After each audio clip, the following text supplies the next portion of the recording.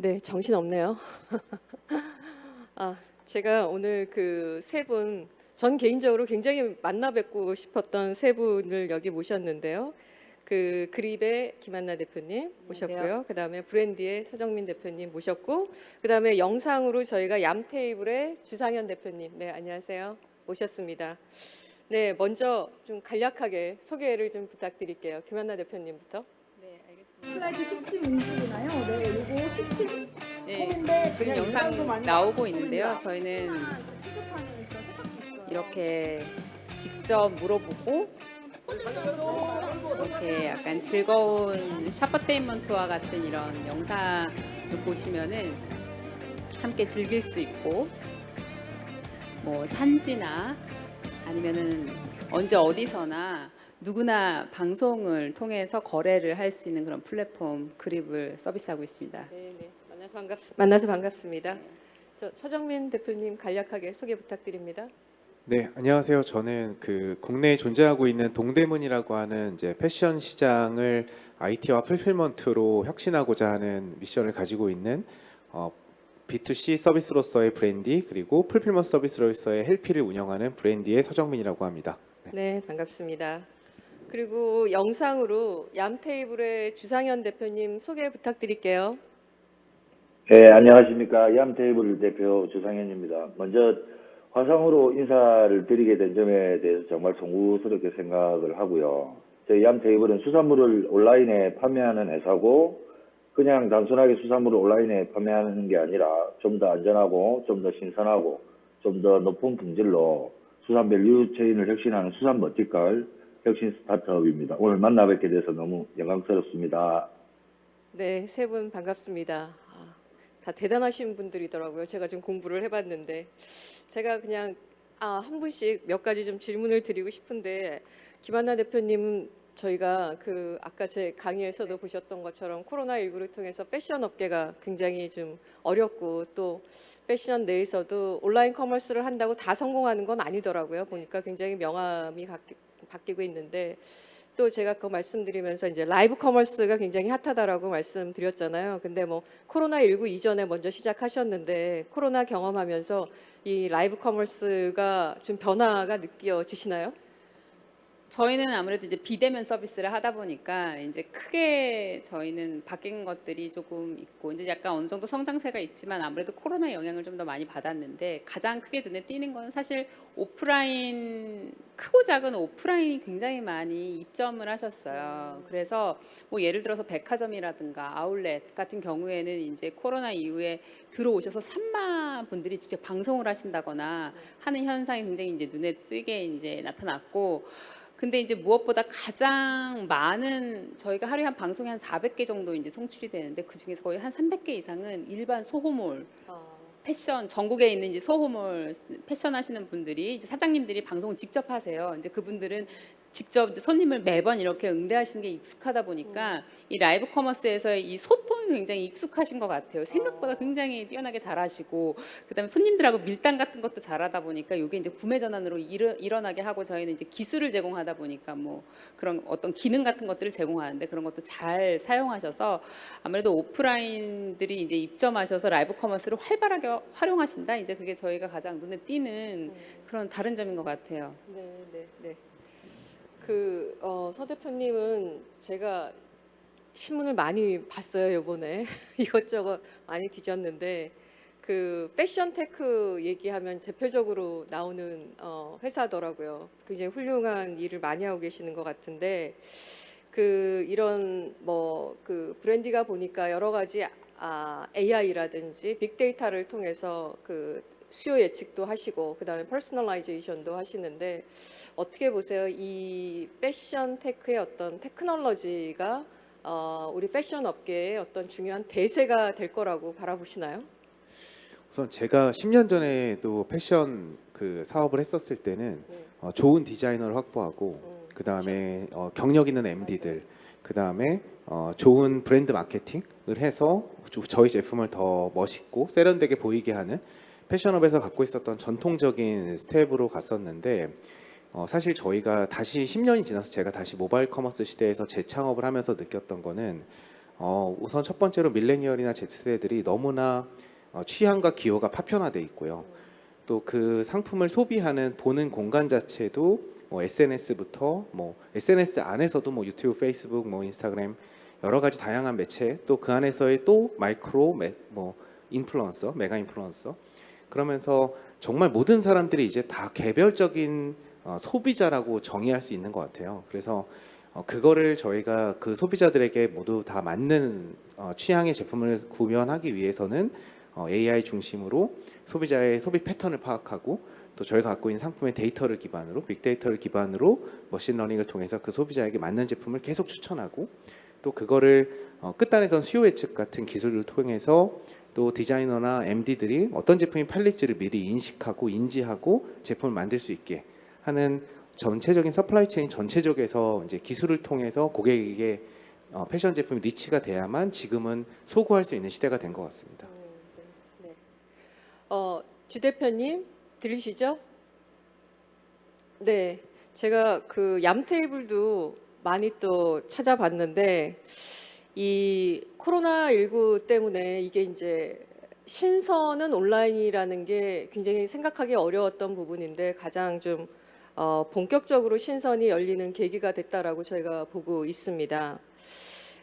근데 이제 또 경쟁 측면에서 놓고 보면은 기존에 이제 오프라인 강자들, 이마트라든지 롯데라든지 또 쿠팡 프레시 같은 그런 경쟁 측면에서도 굉장히 만만치가 않고 또 동시에 이제 그들 업체들 저희가 만나보면 문제는 뭐냐면 다 손익을 만들기 굉장히 어렵다. 수익 창출이 그거를 얘기를 합니다.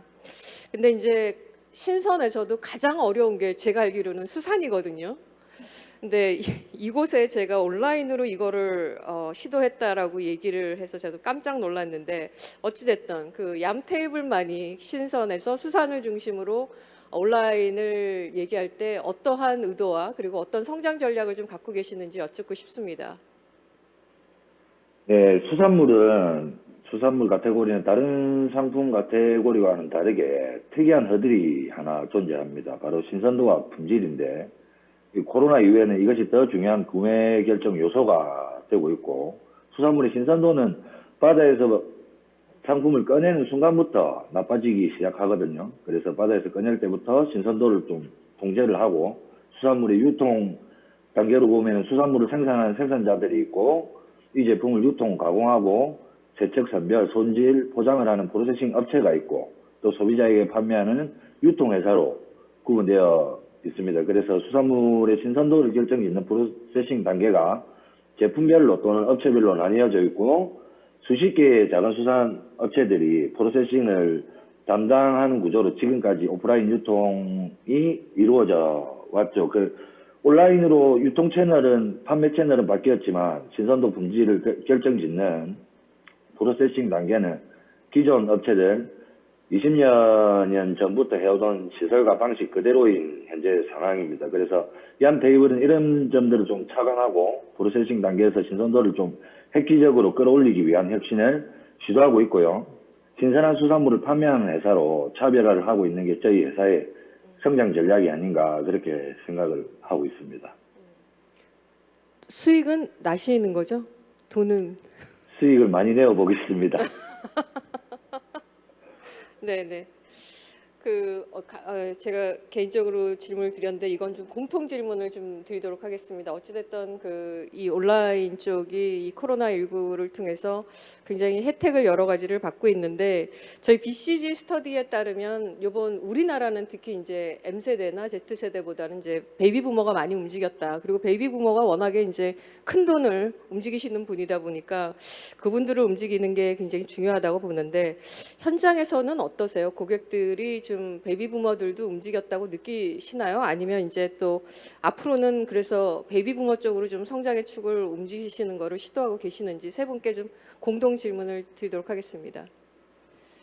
아무래도 이제 저희 서비스는 이제 20, 30대가 가장 많은 서비스이긴 한데 이제 뭐 대표님 말씀하신 것처럼 베이비 부머 세대이신 그래도 좀 이제 연세가 좀 더 있으신 분이 이제 저희 라이브 커머스를 하시기에 약간 어려우신 것 같기는 한데 굉장히 네. 시도를 많이 하세요. 네, 많이 와서 보고 재밌다고 하시고 홈쇼핑이라고 인식을 하셔가지고 이제 들어와서 저희가 보면은 그 아주 이제 소폭이지만 이제 상승을 조금씩 계속 하고 있으세요. 그 연령대가 계속 이제 늘어나고 있고. 그 다음에 재밌어 하시고 댓글도 굉장히 천천히 한 속도로 이제 이렇게 쓰세요. 그러면은 왜 이렇게 빨리 쓰냐고 이렇게 네. 쓰시면은 서로 막 저희는 서로 이렇게 채팅하는 그런 거니까 서로 그런 대화도 하시고 그런 게 재미를 느끼셔가지고 그런 걸 하나하나씩 배워가시는 것 같아요. 네. 그래서 그 베이비부머 세대가 이제 인구 수도 사실 많고 그쵸. 하니까 거기를 사실 집중하는 것도 되게 의미가 있겠다 네. 이제라고는 생각을 하고 있죠. 네. 지금 미래에. 네. 어떠세요? 네, 저도 동의하는 게요.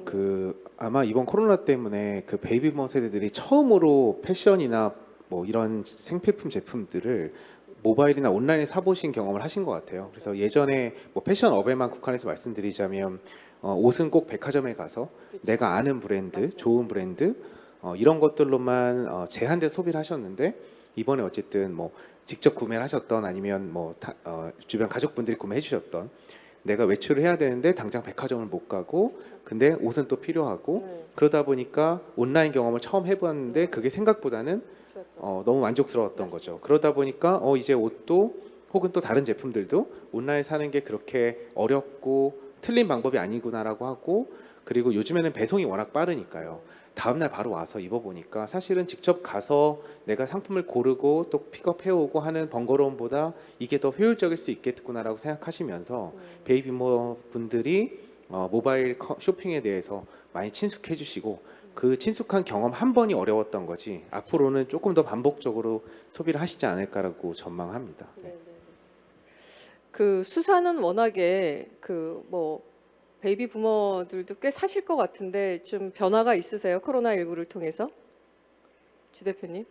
저도 동의를 하는 편인데요. 수산물은 뭐 나이나 성별이나 뭐 소득도 불문하고 전 국민이 좀 애용하는 카테고리긴 한데 코로나19로 인해서 베이비 부머 세대들이 온라인으로 구매를 많이 하고 있다는 걸 몸소 느끼고 있고 그리고 뭐 새로운 온라인 첫 구매자들을 좀 분석을 해보면 베이비 부머 세대들이 많습니다. 그래서 그분들을 위해서 수산물 꾸러미와 또 그분들한테 맞출 수 있는 좀 맞춤형 수산물들을 현재 준비하고 있고 런칭을 하고 있고 또 온라인 첫 구매하시는 분들을 좀 따로 분류를 해서 이분들을 지금도 계속 트래킹을 하고 있거든요. 그래서 이분들을 또 저희가 뭐 해피콜도 드려보고 또 채팅으로도 대화를 나눠보면 앞서 두 대표님이 말씀하신 거와 마찬가지로 좀 느끼지 못했던 온라인의 좀 불신이 좀 사라지는 것 같은 느낌이 많이 들거든요. 그래서 또 한 번의 기회가 되지 않을까라고 이렇게 생각을 하고 있습니다. 네, 네, 네, 네. 네, 감사합니다. 전반적으로는 동의하시는 것 같은데 다시 김한나 대표님한테 저희가 좀 여쭙고 싶은 것은 이 기존에 있는 온라인 커머스 사업자들이나 아니면 이제 오프라인에 있는 유통사업자들도 뭐 너도 나도 지금 라이브를 하겠다고 저희한테도 막 질문을 하는 상황인데요. 어떻게 보세요? 뭐 이분 네이버도 이제 슬슬 라이브를 한다라고 하고 경쟁이 굉장히 격해질 것 같다라는 느낌이 들고 또 홈쇼핑 사업자들도 이제 본격적으로 모바일에서 라이브를 열겠다라고 얘기를 하는데 이들 업체들의 성공 가능성은 어떻게 보시고 또 이제 그러기 위해서 그립은 또 한 단계 업그레이드 하셔야 될 것 같은데 어떤 계획을 갖고 계신지. 네. 제가 예상했던 것보다 이제 저희가 이제 국내에서는 가장 먼저 라이브 커머스를 시작을 했는데 예상했던 것보다 이제 라이브 커머스가 너무 빠르게 성장을 하고 있어서 약간 당황스러운 상황이긴 한데 지금 기존에 있는 오프라인 사업자들이나 이커머스 사업자들이 이제 굉장히 많이 이제 시도를 하고 계시는데 저는 개인적으로는 긍정적인 결과들을 많이 내실 거라고 생각을 해요. 이제 시간의 문제이기도 하고 그 다음에 이제 그 성장 규모 어떤 성공하는 그 규모의 차별적인 부분이 있을 수는 있으나 그래도 어차피 시장 자체는 크고 분명히 유저한테 주는 베네핏이 명확하기 때문에 유저 베네핏 상에서 분명히 성공할 수 있는 부분들이 분명히 나올 거다라는 생각이 있고, 근데 그 가운데 그러면 그립은 어떻게 할 거냐, 이게 되게 중요한 문제인데, 우선은 저희는 그래도 먼저 이제 시작을 하다 보니 조금의 노하우가 이제 조금 깨달은 것들이 이제 러닝 포인트들이 있어요. 이제 그걸 갖고 이제 저희가 막 파고들어야 되는데, 이제 유저들이 어떻게 해야지 구매를 더 전환을 많이 하고 오래 체류하고 뭐 이런 부분에 집중하고 있는데,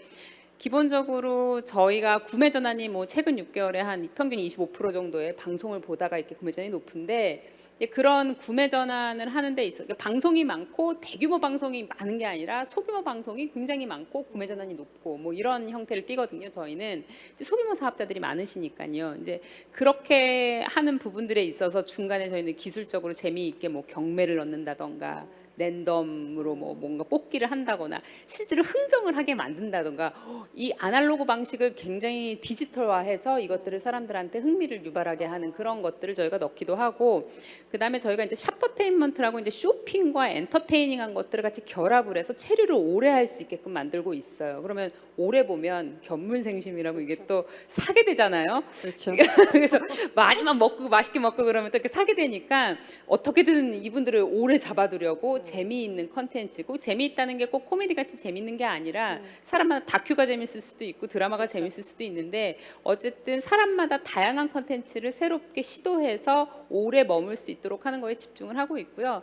이제 마지막으로 저희가 이제 솔루션을 다 개발을 했기 때문에 그 사스 모델로 뭐 지금 뭐 SSG라든가 홈플러스라든가 롯데 하이마트라든가 오프라인에서 모바일을 금방 디지털 트랜스포메이션 하기 어려우신 분들하고 같이 온라인을 맺어서 그들한테 이제 솔루션을 사스로 제공하면서 이제 라이브 커머스 온라인을 크게 맺기도 하고, 이렇게 저희가 차별화를 좀 고민하면서 가고 있습니다. 예. 더 성공하실 것 같네요. 굉장히 고민을 많이 하고 계시네. 네. 그 제가 이제 브랜드 찾아보니까 글로벌 얘기가 좀 나오시더라고요. 그래서 저는 이제 국내 유통을 하다 보니까 지금 명확한 고객들의 트렌드 중에 하나가 패션에서의 이제 직구 부분이 꽤 많아지고 있어서, 한편으로는 이러다가 이제 우리나라 시장도 뺏기는 게 아닐까 생각을 했는데, 또 이렇게 과감하게 글로벌을 말씀을 하신다고 해서 좋은데, 어떻게 보세요? 어떤 계획을 갖고 계시고 브랜드의 글로벌 전략은? 저희가 집중하고 있는 시장이 이제 동대문 패션 클러스터가 하루에 약 1만 개 정도의 신상품이 출시가 되고 있어요. 이게 우리가 아는 세계적인 SPA 브랜드의 한 30-40배 정도 되는 생산력입니다. 근데 글로벌 브랜드들이 한두 개의 소수 업체가 시장을 드라이브하고 있다면, 여기는 3만 명 정도의 디자이너들이 개별적으로 움직이고 있기 때문에 이게 데이터적으로나 아니면 유통적으로나 사실 집약되지 못했기 때문에 그 글로벌이나 아니면 기존의 브랜드화의 한계가 저희는 있었다고 판단하고 있고요. 만약에 그런 좋은 생산력을 갖고 있는 디자이너분들과 같이 연대하고 저희가 이거를 저희 플랫폼과 채널을 통해서 유통할 수만 있다면, 국내뿐만 아니라 해외에서도 국내처럼 활발하게 이런 소호몰들이라든지 인플루언서 창업들이 일어날 수 있을 것이라고 보고 있고, 또 한국이 갖고 있는 디자인이나 생산에 대한 오랜 노하우나 역량들을 가지고 글로벌로 나가면, 지금 뭐 K-팝, K-컬처인 것처럼 K-뷰티 다음에 또 K-패션이 또 글로벌에서 영향을 주고 또 호응받을 수 있는 하나의 또 아이템이 되지 않을까라고 생각하고 있습니다. 일단 내년에 일본을 진출하시는 거죠? 네, 맞습니다. 일본 진출을 먼저 생각하고 있습니다. 네. 네. 오프라인으로 가시는 건가요? 아니면 온라인을 가시나요? 저희가 봤던 인사이트는 일본의 G세대들, 90년대생들은 글로벌리 다 비슷한 네, 성향을 맞아요. 보고 있는데, 일본의 G세대들은 이제 또 창업이라든지 기이코노미에 대해서 되게 익숙해져 있더라고요. 예, 그래서 저희가 갖고 있는 동대문에서의 어떤 데이터와 풀필먼트를 활용해서 일본 인플루언서분들이 창업을 할 수 있는 그런 환경을 제공해주고, 그걸 통해서 한국의 동대문 패션이 일본이나 동남아시아의 인플루언서들을 통해서 전파될 수 있는 그런 모델을 구상하고 있습니다. 네, 네, 네. 꼭 성공하시기 바랍니다. 감사합니다. 네, 네, 네. 그 지 대표님, 저희 이제 궁금한 건 뭐냐면, 저희는 그 데이터 분석을 많이 하고 있는데, 저희가 이제 신선의 그 데이터 분석을 하다 보면 신선의 소비가 줄어들고 있다. 이게 이제 가장 많이 나오는 부분입니다. 특히 저희가 보니까 그 고기, 육류를 제외한 나머지 모든 부분들은 야채, 과일, 수산 포함해서 인당 소비가 굉장히 많이 줄어들고 있고요. 또 이제 1인 가구, 고령화 이렇게 되다 보니까 더 줄어들 가능성이 있고, 그러다 보니 이제 신선의 경쟁은 주변에 있는 식당 내지는 배달 음식, 조금 더 나가면 이제 반조리식 이런 것들인데요. 이런 측면에서 준비하고 계신 것으로 저희가 이해는 하고 있지만, 지금 있는 원재료 부분 이외에 미래 서비스나 아니면 부가 서비스를 어떤 형태로 더 확대하실 계획을 갖고 계시는지 궁금합니다. 일단 수산물 밀키트하고 바로 먹을 수 있는 생선에 꼬막 무침, 신선 편식품 시장이 커질 거라는 데는 저도 의견이 전혀 없고요. 근데 수산 신선 편식품조차도 온라인으로 선뜻 구매하지 못하는 장애물을 앞에서 말씀드린 대로 신선도나 품질에 대한 확신이 없기 때문이라고 보거든요. 그래서 코로나로 인해 어쩔 수 없이 온라인 구매가 늘고는 있는데 신선도 품질에 대한 걱정이 해소된 것은 아니라는 점에서 좀 저희는 전략을 짜고 있고, 오프라인 유통 환경에서 바뀌지 않고 혁신되지 않고 있는데 신선도 품질에 영향을 미치는 프로세싱 혁신을 하고 있습니다. 그리고 프로세싱과 신선도 품질을 획기적으로 혁신하기 위해서 산지에 한 3,000평 규모로 초청결 시설과 국내에는 없는 좀 선진 프로세싱 기술이 적용된 첨단 수산물 프로세싱 센터를 현재 추진 중에 있고요. 이런 센터에서 생산된 수산물이라면은 신선도 품질에는 걱정할 필요가 없겠다라는 고객 평가를 만들어내는 전략을 짜고 있습니다. 네네. 그럼 조금 더 그 HMR에 가까운 그런 가공된 형태를 더 생각하고 계시는 거나요? 네네네, 맞습니다. 네네네, 알겠습니다. 다들 미래에 대해서 고민들이 굉장히 많으셔서 다 성공하실 것 같은데, 사실 저는 지금까지 저희가 주로 일을 하는 데는 다 기존에 있는데 유통 강자라고 얘기하는 소위 우리나라의 두 개의 유통 그룹들하고 일을 많이 하다가 요즘처럼 이렇게 스타트업들이나 벤처를 많이 공부하는 시기가 없다라고 할 정도로 요즘은 그쪽으로 많이 좀 포커스를 하고 있는데, 제가 아까 그 유통의 미래에서도 마지막에 말씀을 드렸지만, 이게 과거에는 유통은 자본력을 가진 한 개 내지는 두 개의 사업자들에 대해서 중심으로 다 컨솔리데이시 되는 그런 시장이었고, 그거 안에는 캐펙스 투자도 있고 소싱 비용 이런 것들 때문에 사실은 몇몇 기업을 중심으로 이루어진 시장인데, 특히 오늘 저희가 말씀을 나누고 있는 식품이나 의료 이런 쪽으로 가게 되면 뷰티 중심으로 보면은 지금 기존에 있는 사업자들이 다 고전을 하고 계세요. 그래서 제가 궁금한 거는 이런 스타트업 관점에서 그런 기존 대기업을 어떻게 바라보시는지 좀 궁금하고요. 그래서 그들이 이길까, 아니면 미래에 이런 혁신을 만들어낸 소위 얘기하는 신생 기업들이 미래의 시장을 주도할까, 이게 좀 궁금하고, 그런 의미에서 이제 오늘 이 프로그램을 보고 계시는 많은 그 창업을 준비하시는 분들도 계실 것 같은데, 그런 의미에서 이쪽에 스타트업을 하고 계시는 분들한테 권유를 하고 싶은 것인지, 권유를 하신다면 또 조금 어드바이스를 주신다면은 어떤 어드바이스를 주고 싶으신지. 질문이 좀 많은데, 일단 이길 것 같냐, 기존 강자에 대비해서 쟤네들 계속 헤맬 것 같냐, 이거부터 답변 주시고 그 다음에 창업에 대해서 좀 어드바이스를 주시면 좋을 것 같네요. 저는 첫 창업인데 네. 많은 기존의 이제 강자분들과 이렇게 이름이 막 거론되는 것 자체가 영광스럽게 생각하고 있어요. 근데 엄청 힘들고 약간 그런 환경인 것 같아요. 왜냐하면 사실 스타트업은 돈도 없고 리소스도 없고, 그렇지만 그럼에도 불구하고 제가 생각할 때는 최근에는 정부 지원도 많아지고 투자도 조금 더 수월해지고 투자 환경도 좋아졌기 때문에 제가 볼 때는 환경 자체가 시도를 하기에 좋은 환경이 됐는데, 누가 이긴다라고는 저도 사실은 모르죠. 저도 제가 이겼으면 좋겠으니까요.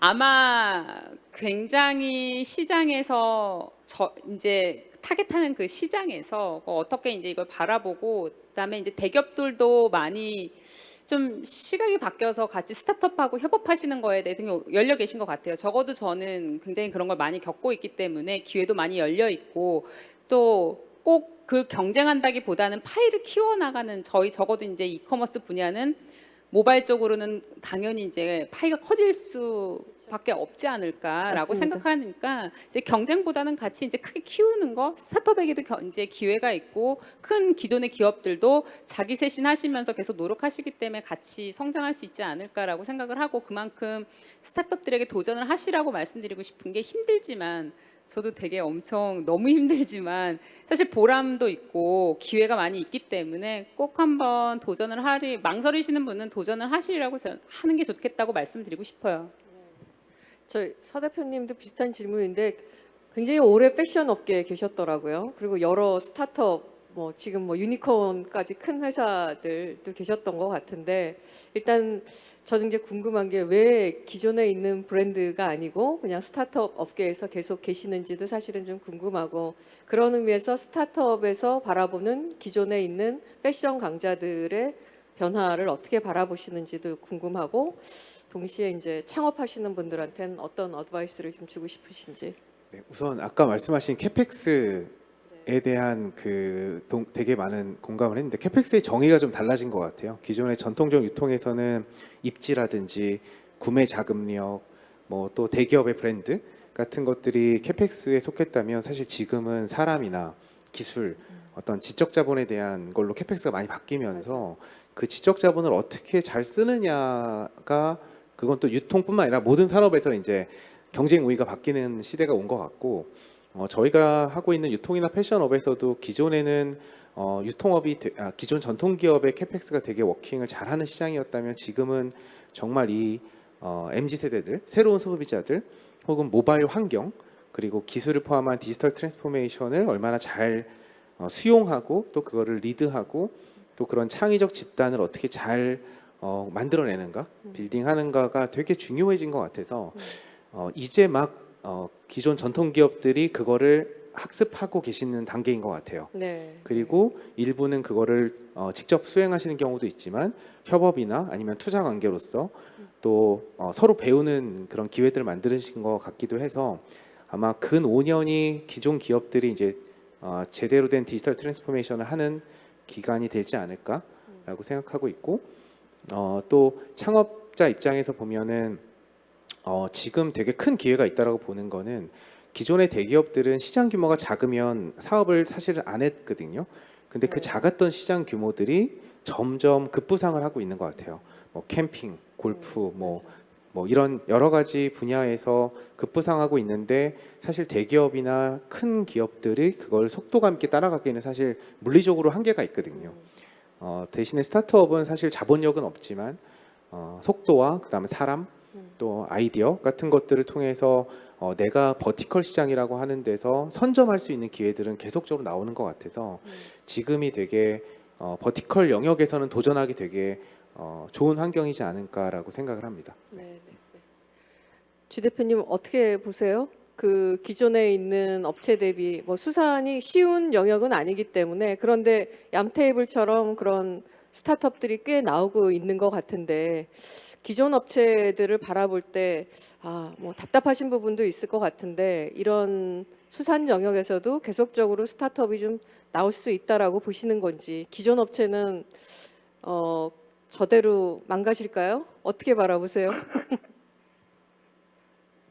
수산물 생산은 약간 뭐 어민들을 좀 보호해야 된다는 이유로 대기업이 진출을 못하는 제약이 많이 있거든요. 그래서 이 때문에 좀 기업화와 혁신이 가장 더디고 산업화의 발전이 되지 않는 좀 시장이긴 합니다. 그래서 저희 같은 뭐 회사가 직접 참여해서 신선도와 품질에 좀 전략을 짜고 이 시장을 좀 흔들고는 있는데 어떤 겉으로 보기에는 많은 스타트업들이 참여를 하고 있는 것처럼은 보이나 그렇지는 않거든요. 그래서 저는 좀 스타트업들이 좀 발벗고 많이 참여해줬으면 좋겠고 저와 같이 이 산업 자체를 같이 힘을 모아서 혁신을 해 나간다면 좀 더 빠르게 시장 진입이 가능할 걸로 보거든요. 아직도 수산물은 온라인 침투율이 한 7% 내밖에 되지 않습니다.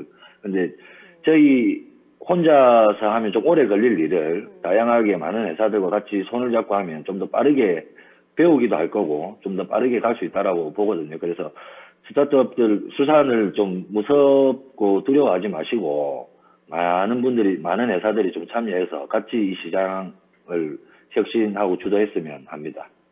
네네.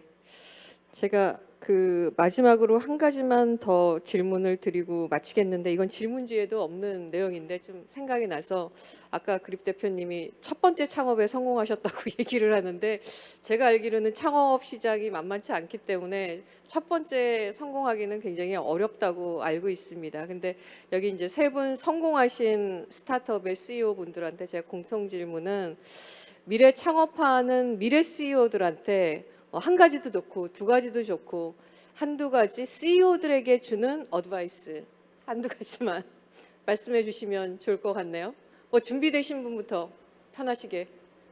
네. 네, 그 어디 하시겠어요? 성공했다라고 해서 여기 나온 자격이 아니기 때문에 조금 쑥스럽긴 한데 그냥 개인적인 생각은 자기 전공 분야를 CEO들도 만드는 게 중요한 것 같아요.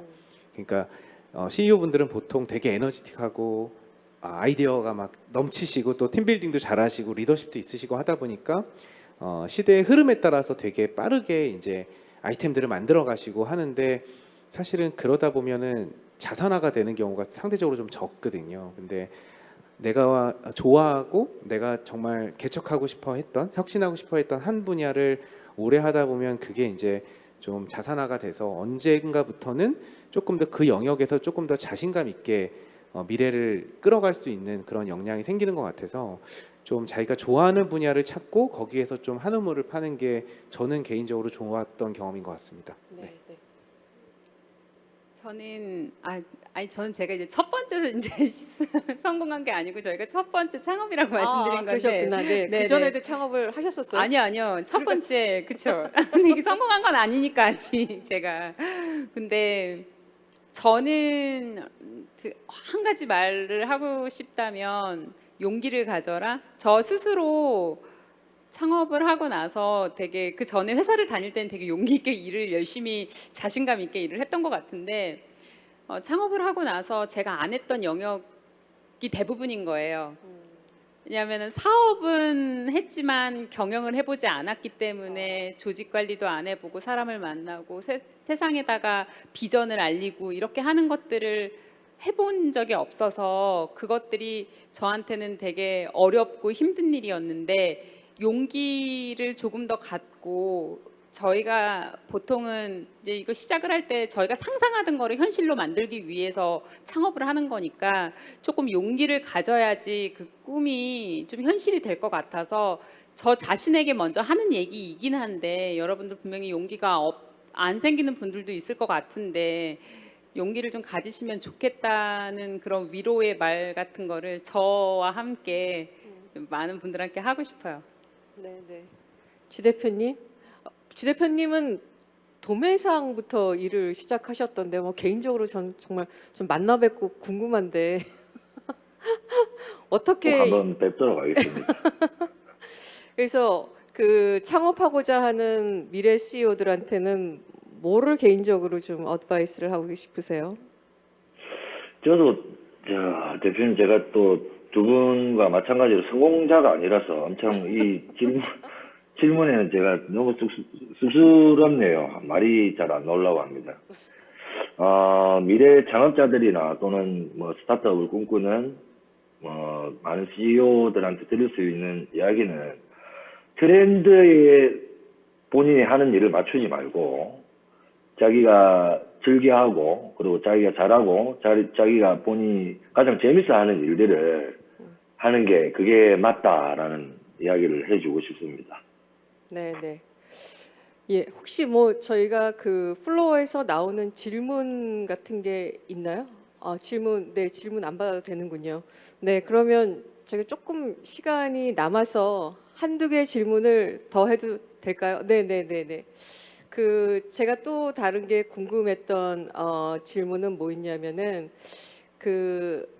이 스타트업을 하게 되면 궁극적인 성공은 M&A를 당하시는 게 성공의 그건지 아니면은 그게 사실은 좀 궁금해요. 왜냐하면 지금 아까 말씀하셨던 것처럼 저희가 적어도 일을 하는 기업들은 내부 혁신은 다 한계가 있다. 더 이상은. 왜냐하면 시장이 너무 빨리 흘러가고 있기 때문에 제가 말씀드렸던 것처럼 우리나라의 온라인 커머스가 1년 내에 9% 성장을 했다는 거는 굉장히 충격적인 얘기예요. 그래서 지금 기존에 있는 업체들은 그야말로 정신이 나가 있는 상태라고 보여집니다. 물론 이제 협업이라는 표현은 좋은 표현이겠지만 궁극적으로 그들 입장에서는 제가 P와 R을 나누는 건 아니지만은 그들 입장에서는 M&A를 하겠다라는 생각들을 꽤 많이 갖고 계신데 이렇게 성공적으로 창업을 하신 분들 입장에서는 M&A를 당하는 게 궁극적인 목표일까? 아닐까가 사실은 좀 꽤 궁금해. 아니 난 그거 아니고 그들 돈 안 받고 나는 궁극적으로 갈 수 있어. 물론 가면은 좋겠지만 궁극적인 지향점이 엑시트, 그걸 엑시트라고 투자 관점으로는 엑시트라고 얘기하는데 그런 거로 생각하고 달리시는 건지 그게 사실 좀 궁금해요. 제가 볼 때는 스타트업 대표님마다 방향성이 다르실 것 같고 창업자들마다 생각하는 게 다를 것 같아요. 저 같은 경우에는 이제 회사에서 이제 나오게 된 게 이제 꿈을 갖고 나왔다가 꿈을 갖고 첫 창업이니까 이제 꿈을 갖고 비전을 갖고 세상을 바꿔보겠노라 이런 걸로 막 사람들을 막 이렇게 설득해서 나오고 하다 보니까 저희 이제 비전은 에브리원 캔 셀인데 모든 사람들이 이제 이 방송을 통해서 쉽게 언제 어디서나 판매를 할 수 있는 이제 이런 것들을 보고 싶은 거죠. 모르는 사람도 길거리에서 그렇게 움직이는 서비스를 옆에 있는 그냥 지나가다가 모르는 사람들이 그냥 그립이란 서비스를 쓰게 만드는 어떤 그런 꿈 같은 게 있는 것 같아요. 그래서 어쨌든 대표님께서 말씀하신 그런 것도 목표가 될 수는 있는데 이제 궁극적인 목표가 사람마다 달라서 이제 저 개인적으로는 이제 궁극적인 목표가 되지는 않는 것 같고 이제 M&A가 아무래도 상상하던 거를 이제 한번 이루어 보겠노라. 물론 중간에 이제 생각이 바뀔 수도 있긴 한데 힘들면 이제 아직까지는 이제 업력이 조금 짧다 보니까는 이제 그렇게 좀 해보고 싶다. 이런 생각이 저는 있어요. 그러니까 내일 모레 누가 와가지고 그게 어떤 패션 회사든 아니면 어떤 유통회사든 몇 배 줄 테니까 엑시테라 그러면 아직은 안 하시겠어요? 이게 X에 따라 다르겠지만 근데 다들 이제 기업가들께서 잘 계산하시는 분들이니까 그런 너무 이익이 되는 그런 일들은 벌어지지는 않을 것 같고 그래서 아마도 그냥 그런 일이 안 짧은 시간에 안 일어나지는 않을까. 근데 잘 모르죠. 사람이 참 마음이 그렇잖아요. 그래서 저 잘 확답을 드려서 말씀을 못 드리겠지만 아직은 더 많이 해보고 싶다 이런 생각이 있어요. 서 대표님은 W 컨셉에도 계셨죠? 네, 네. 저는 이제 첫 창업한 회사가 이제 피인수가 돼서 네네, 이제 그쵸. 비슷한 경험을 한번 해봤는데 사실 저희가 스타트업 하다 보면 자본 조달을 하니까 네. 그 자본 조달하는 이유 자체가 근본적으로 저희가 만들고자 하는 것을 만들려고 하는데 거기에 시간을 세이브하기 위해서 경제적인 우위를 갖기 위해 사실 자본 조달하는 거고 그게 이제 투자 유치가 됐을지 M&A가 됐을지 그건 하나의 방법론인 것 같고 제가 만나봤던 창업자분들은 다 이제 왜 창업을 하세요라고 여쭤보면 처음에 창업할 때 이제 막 화이트보드에 썼던 그 꿈을 계속 쫓는 것 같아요. 그때 정말 한 5년치 계획을 다 쓰거든요. 네. 그리고서 이렇게 되면 너무 재밌겠다. 우리 이거 만들어 보자라고 하고 그날 이후부터 고생이 시작하는 건데 사실은 아직도 마음속에는 그 화이트보드에 그림이 남아 있거든요. 그리고 그거를 이제 스텝 바이 스텝으로 하는 건데 물론 그게 투자가 아니라 만약에 어떤 큰 M&A 같은 기회가 된다고 한다면 그것도 만약에 그 꿈을 이루는데 되게 중요한 어떤 동력이 될 수 있겠다라고 한다면 그것도 저는 방법론적으로는 선택할 수 있다고 생각하고 있어요. 네. 근데 비슷한 질문 드리면 내일 모레 브랜디에 누가 와서 적어도 한 15배 되는 지금은 에비타 멀티플을 계산하는 게 좀 그렇지만은 준다 그러면 어떤 선택을 하실 것 같으세요? 조금만 기다려달라고 우선 말씀을 드려서 후보지를 남겨두고 네. 조금 더 열심히 해서 조금 더 빨리 가치를 키울 것 같습니다. 네, 네. 주 대표님은 제가 스타일은 안 봤지만 아마 엑시트 안 하실 것 같은데 어떠세요? 예, 두 분과 마찬가지로 저도 뭐 엑시트나 M&A를 생각을 해본 적은 없고 그냥 이 수산산업 자체가 처음에 저는 공책에다 적었거든요. 제 목표와 가야 되는 길들을. 그래서 하나씩 체크를 해가면서 나아가고 있는데 마지막에 그 공책 끝에 보면 적혀 있는 게 수산시장 자체가 수산시장 규모가 한 30조 원 됩니다. 이게 온라인, 오프라인, 또 재래시장, 또 바다로 나가는 것들이 또 워낙 많기 때문에 그래서 거기에 한 1% 정도 시장은 내가 선점을 해봐야 되지 않겠나. 그게 한 3천억 규모 정도가 되죠. 이제 그때 되면 모르겠습니다. 또 뭐 M&A나 또 엑시트나 그런 것들을 생각을 해볼 수는 있겠는데 일단 뭐 생각을 안 해봐서 정확하게는 잘 모르겠습니다. 네, 네. 세 분 모두 다 당장 엑시트 없는 걸로. 여기 투자자들이 많이 계신데. 아, 네. 하여튼 오늘 그 세 분 성공하고 계신, 앞으로 더 성공할 거라고 생각이 드는 세 분 CEO님을 개인적으로 만나 뵙게 돼서 너무 영광이고요. 앞으로 꼭 더 성공해서 사업 잘하는, 그리고 우리나라 유통업계의 좀 롤모델이 되는 그런 기업으로 성공하시기를 바랍니다. 네, 오늘 세션 여기서 마치겠습니다. 감사합니다.